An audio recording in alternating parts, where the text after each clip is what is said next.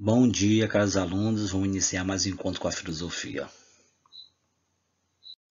Então, a gente vai agora ver um pouco, sobre esses dois grandes filósofos, né, que são representantes de uma corrente muito importante que se desenvolveu na Idade Média, que é Alberto Magno e Tomás de Aquino. A gente está falando sobre a escolástica. A escolástica é uma corrente que se desenvolveu após, o desenvolvimento da patrística, com Santo Agostinho, e também como a patrística, a escolástica buscou desenvolver, alguns pontos positivos em volta da filosofia cristã, mas envolvendo assim a fé e a razão, já diferente da patrística. A patrística só queria envolver a fé, e já a escolástica não, ela foi mais profundamente, ela foi buscar também dentro da razão, que seria o ser humano, para desenvolver, essa corrente cristã para o pró, da sociedade. Então, Alberto Magno e Tomás de Aquino são dois grandes representantes dessa corrente chamada escolástica.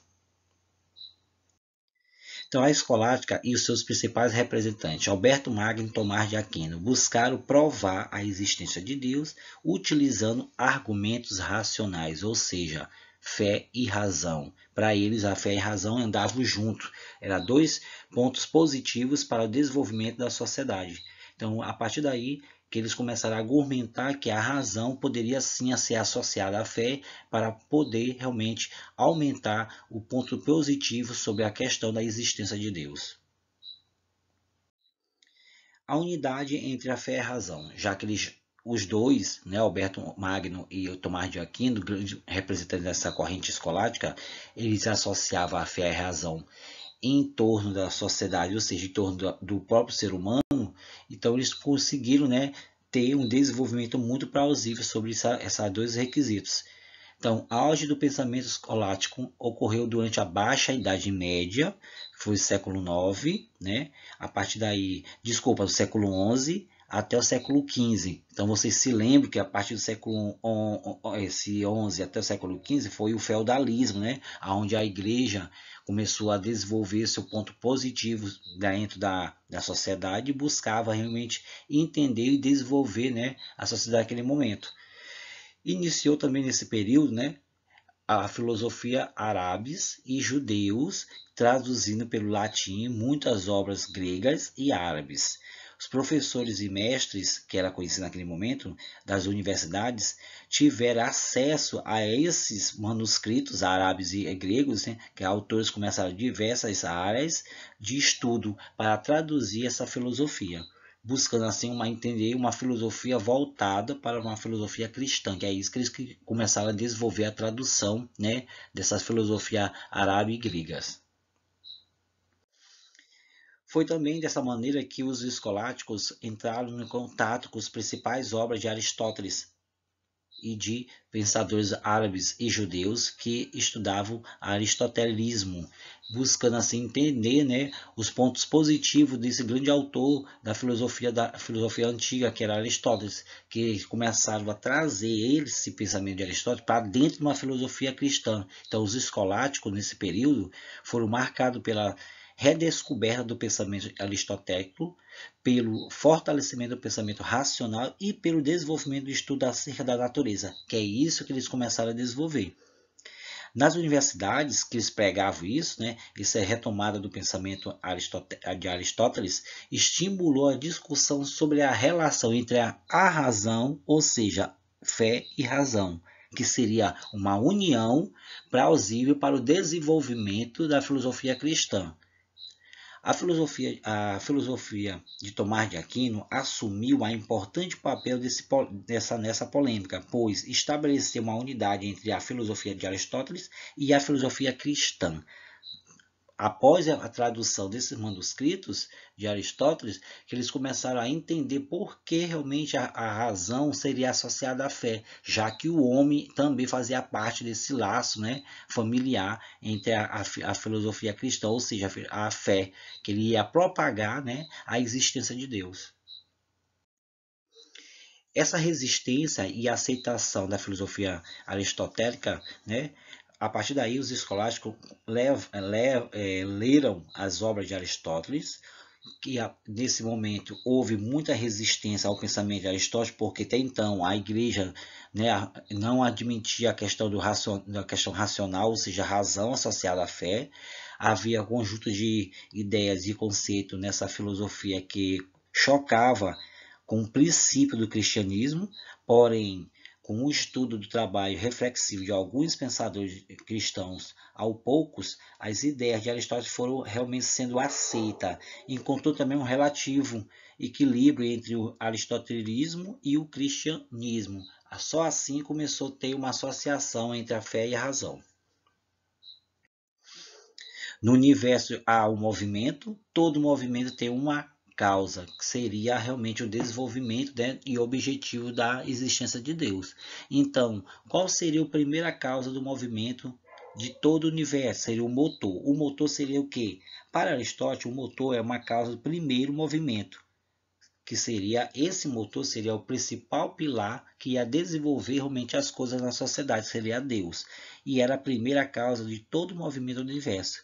E ele era imóvel porque o movimento teria surgido com ele, isto é, esse motor provoca um movimento em outros seres, mas não se mexia.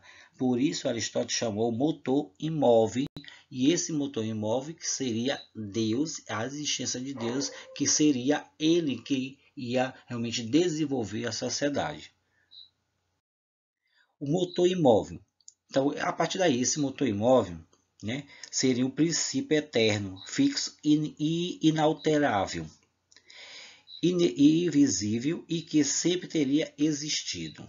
Aristóteles também chamou esse princípio de Deus, que percebia que a ideia do filósofo a respeito do motor imóvel se aproximaria das ideias do cristianismo e tem a respeito do divino, ou seja, Deus também é imaterial, eterno e sempre teria existido. Então, dentro da concepção de Aristóteles, por isso que Tomás de Aquino e Alberto Magno queria traduzir o manuscrito de Aristóteles, levando essa filosofia grega para dentro de uma filosofia cristã, porque Aristóteles pregava muito a existência de Deus, e a partir daí ele realmente era um grande motor de presença da existência disso, nas suas grandes obras. Portanto, no entanto, para Aristóteles, ao contrário do pensamento cristão, existiria outras divindades eternas e o mundo de alma e o homem não teria sido criado por Deus. O mundial e o homem não seria sido criado por Deus, dentro dessa concepção. Além disso, também essa oposição ao cristianismo, o Deus de Aristóteles, né, aristotélicos, não poderia armar a humanidade, pois somente a perfeição seria alvo de sua atenção e o homem era um ser imperfeito, porque tinha defeito, tinha realmente algumas tendências que ainda não fechava esse elo entre a fé e a razão. Com tantas divergências entre o pensamento aristotélico e a religião, que era natural que existisse polêmica entre os teólogos e os filósofos cristãos.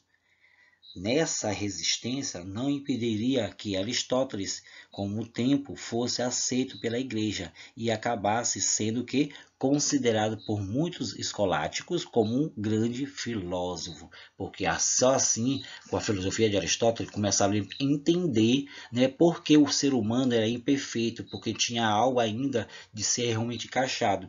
Até então, o ser humano, com as suas grandes características, ainda estava longe de ver realmente essa perfeição como seria Deus, que Deus era perfeito. Então, o ser humano não é perfeito, o ser humano tem algumas falhas que ainda devem ser revistas. E Aristóteles provou isso nas suas grandes obras. A religião e a filosofia justas, mas cada um é seu lugar.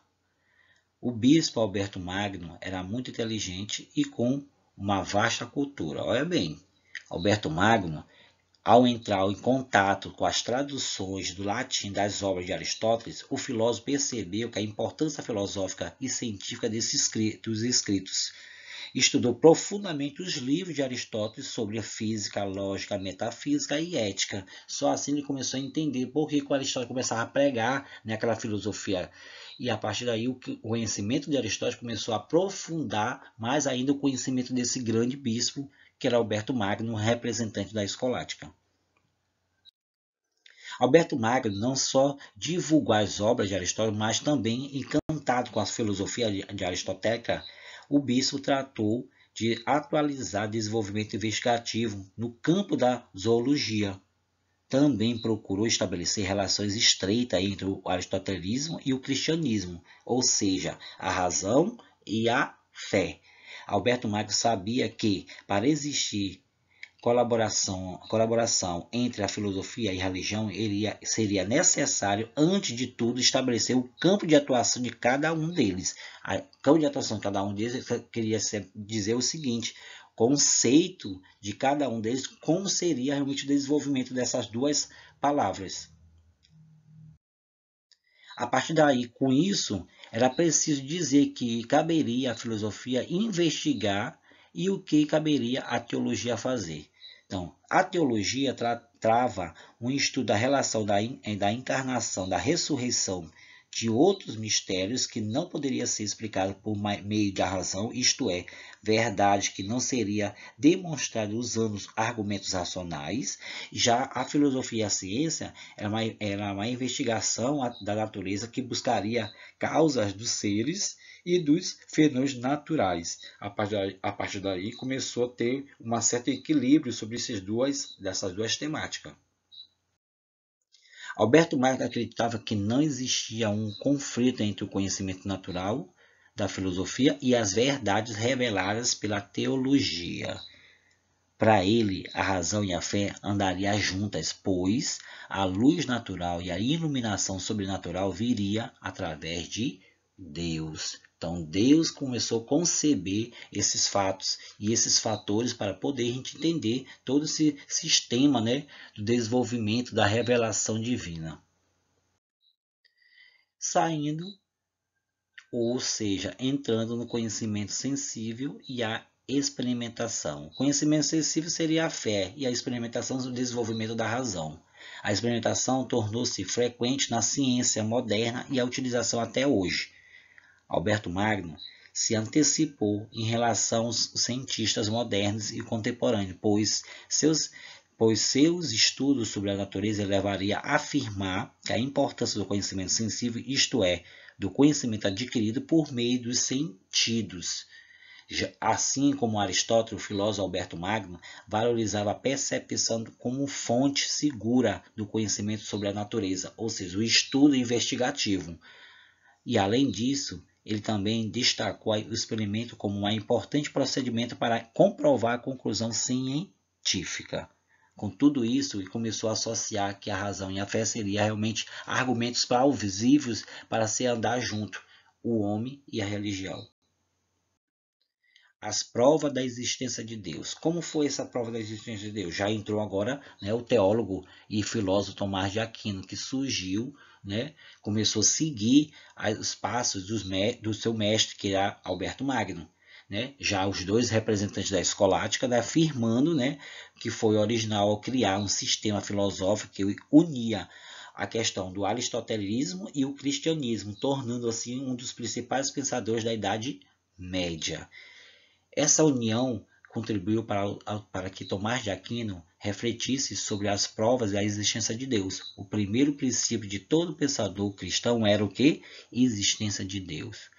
Todo cristão acreditava que na existência um ser superior, eterno, imutável, perfeito e responsável por tudo que existe no mundo. Seria Deus, e Tomás de Aquino começou a desenvolver essa prova.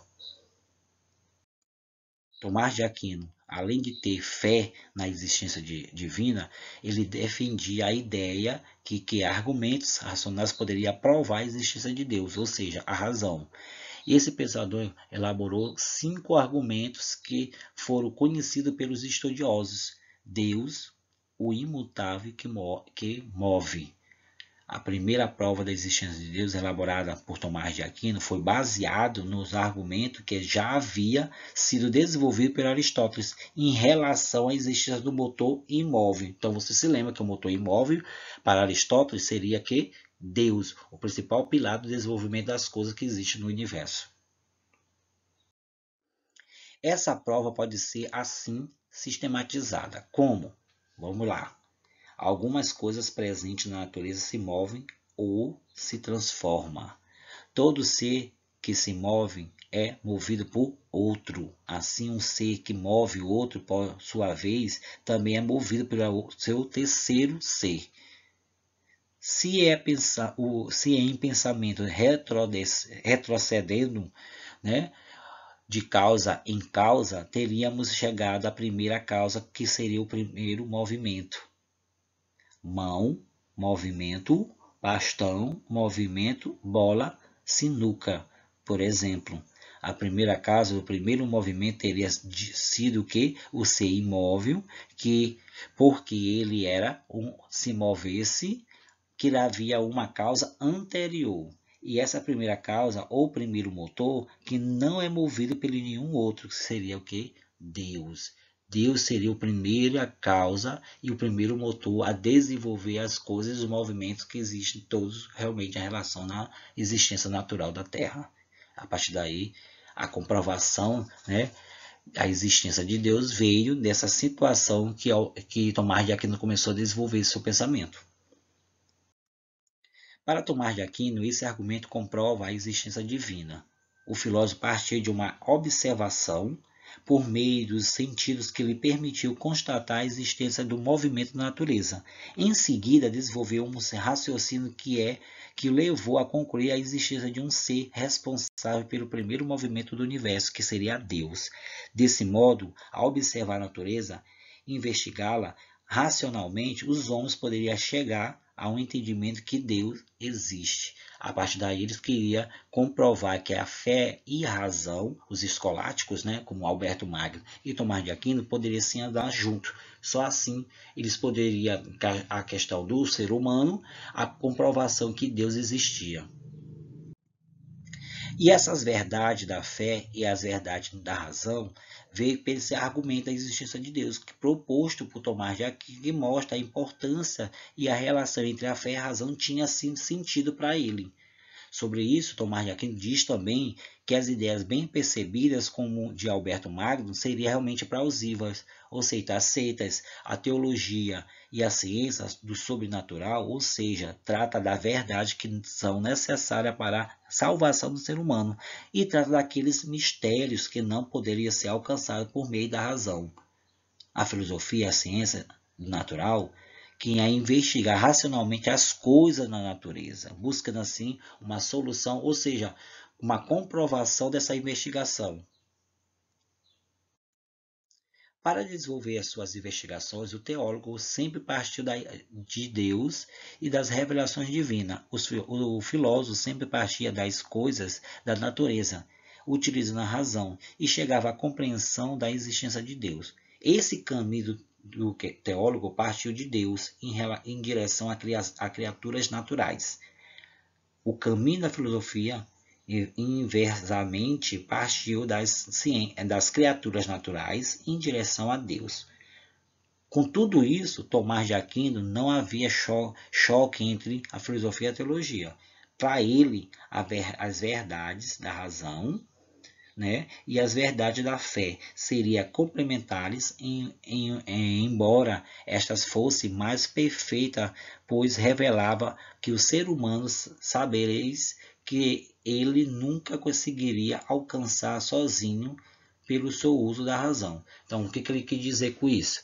Ele quis dizer que o ser humano nunca ia chegar a uma verdade, né, investigativa, se não acreditasse que Deus poderia realmente mover as coisas. Então, por isso que ele diz que as verdades da razão e as verdades da fé seriam complementares, embora que fosse realmente mais perfeita e revelada ao ser humano, mas esse ser humano tinha de acreditar que a fé seria o motor da revelação dessas investigações. Nunca que a razão, ou seja, a ciência, poderia comprovar uma coisa que se não tivesse realmente a comprovação dessa existência de Deus.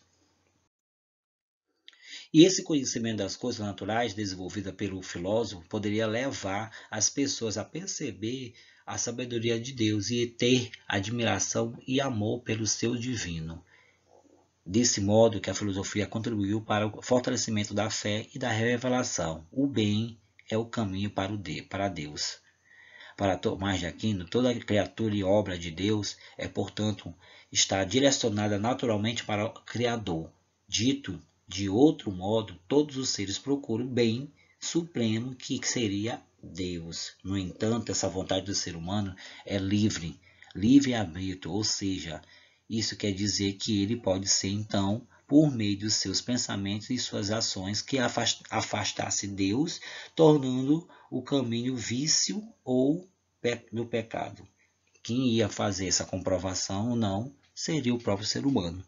Acreditasse ou não, o próprio ser humano que ia realmente optar por essa liberdade de opinião.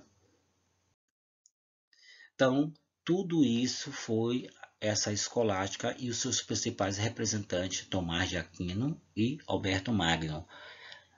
Leva aos homens a verdade e o maior benefício que se pode prestar ao outro. Santo Tomás de Aquino, teólogo e filósofo. A partir daí, tudo isso foi uma questão do desenvolvimento dessa grande corrente escolástica, com esses seus principais representantes, Alberto Magno e Tomás de Aquino, que comprovou a existência de Deus e também associou a razão que poderia ser um motor para o desenvolvimento dessa existência de Deus. Então, eles começaram a fazer essa união entre a religião e a ciência, tá bom? Tudo isso foi o que a gente podemos entender sobre esses grandes pensadores que são Alberto Magno e Tomás de Aquino, gente. Até a próxima. Fica com Deus, fica com essa grande palavra em Libras, liberdade.